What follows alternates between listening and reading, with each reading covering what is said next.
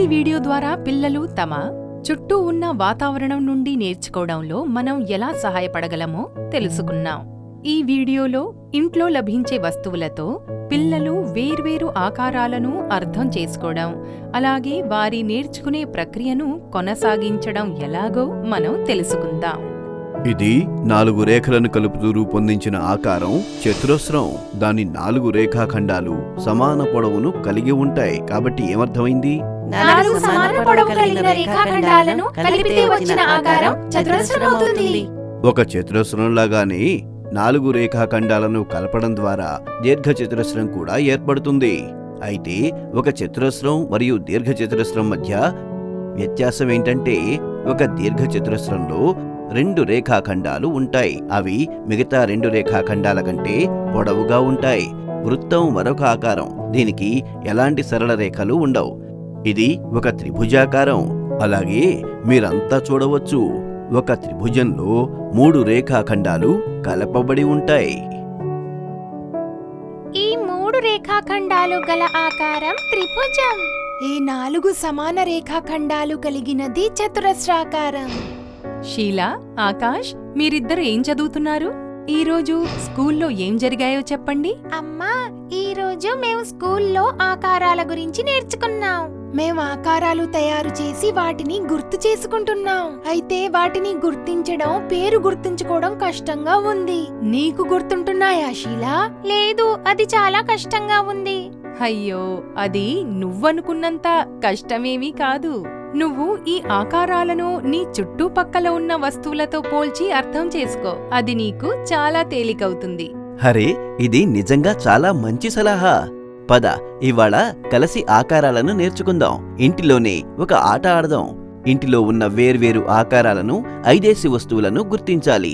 మొదటి ఆకారం చతురస్రం కదా? అయితే చెప్పు, చతురస్రాకారం వస్తువులు ఇంట్లో మీకేమేం కనిపిస్తున్నాయి? సరే, మనం కలిసి తెలుసుకుందామా? అమ్మా, నాన్న, అదిగో చూడండి, గోడకి గడియారం వేలాడదీసుంది. అది ఒక వృత్తాకారం. అవును, సరిగ్గా చెప్పావు. శభాష్ షీలా. ఈ దిండును చూడండి, ఇది చతురస్రమే. అవునమ్మా. అమ్మా, మన ఇంటి కిటికీల ఆకారం కూడా చతురస్రమే. ఇంకా మనం కూర్చునే స్టూల్ ఉంది కదా, అది కూడా చతురస్రాకారంది. అన్నట్టు గోడకు వేలాడదీసిన తాతగారి ఫోటో ఉంది, అది కూడా చతురస్రమే అనిపిస్తుంది. అవును.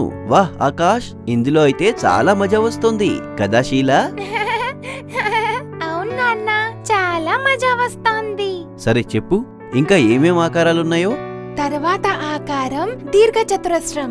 దీర్ఘచతురస్రంలో 2 రేఖాఖండాలుంటాయి. మిగతా 2 రేఖాఖండాలతో పోల్చితే పొడవుగా ఉంటాయి. పదండి, ఇందులో నేను మీకు సహాయం చేస్తాను. ఇంటి ద్వారం పూర్తిగా దీర్ఘచతురస్రం. మీ నోటు పుస్తకాలు? నాన్న, చాక్లెట్. అయితే ఇవి కేవలం 3 అయ్యాయి. మీరు ఇంకా 2 చెప్పాలి. నాన్నా, నేను చెప్తాను. మన పుస్తకాలు కూడా దీర్ఘచతురస్రాకారంలో ఉన్నాయి. ఇంకా మన ఇంటి పరదాలు కూడా. శభాష్ ఆకాష్. సరే, ఇంకా ఏమేం ఆకారాలున్నాయి షీలా, చెప్పు. వృత్తం. ఇది గుండ్రం ఆకారం. దీన్నే వృత్తం అంటారు. అమ్మా, నీ గాజులు కూడా వృత్తాకారమే. అమ్మా, చపాతీ కూడా. ఇంకా భోజనం పళ్ళెం, చపాతీ తయారు చేసే పెనం. మరి షీలా, నువ్వు టైర్తో ఆడతావు కదా, అది కూడా వృత్తమే. అరే ఒకటి, ఇంకొకటి. ఇంకా నాకు గుర్తొచ్చింది. నాన్న, 10 రూపాయల నాణ్యం. అరే వా!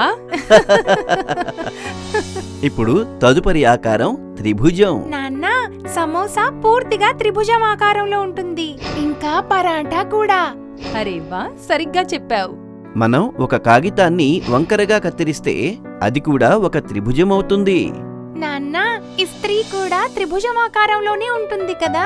సరిగ్గా అర్థం చేసుకున్నావు నువ్వు. మీరిద్దరూ ఈ ఆకారాల గురించి ఇంకా ఏమేం నేర్చుకున్నారు? ఇవాళ టీచర్ చెప్పారు, త్రిభుజంలో 3 రేఖాఖండాలుంటాయని. దీర్ఘచతురస్రం మరియు చతురస్రంలో 4 రేఖాఖండాలుంటాయి. అయితే ఒక దీర్ఘచతురస్రంలో 2 రేఖాఖండాలున్నాయి. అవి మిగతా 2 రేఖాఖండాలతో పోల్చితే పొడవుగా ఉంటాయి. శభాష్, మీకు ఆకారాలన్నిటి గురించి బాగా అర్థమైంది కదా? అవును నాన్న. చూసారా మీరు? ఇంట్లో లభించే వస్తువులు పిల్లలకు నేర్చుకోవడంలో ఎలా సహాయపడతాయో గుర్తుంచుకోండి. మన చుట్టూ దాగి ఉంది ఆకారాల ప్రపంచం.